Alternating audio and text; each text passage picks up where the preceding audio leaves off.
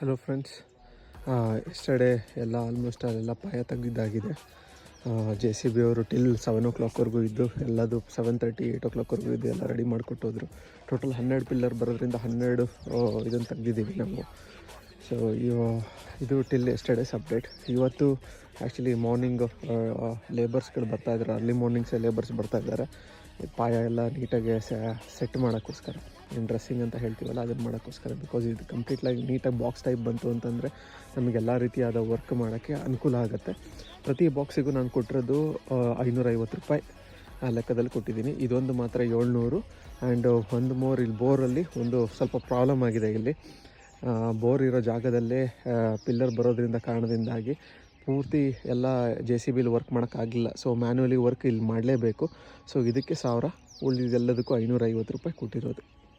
Thank you. Please do subscribe and follow.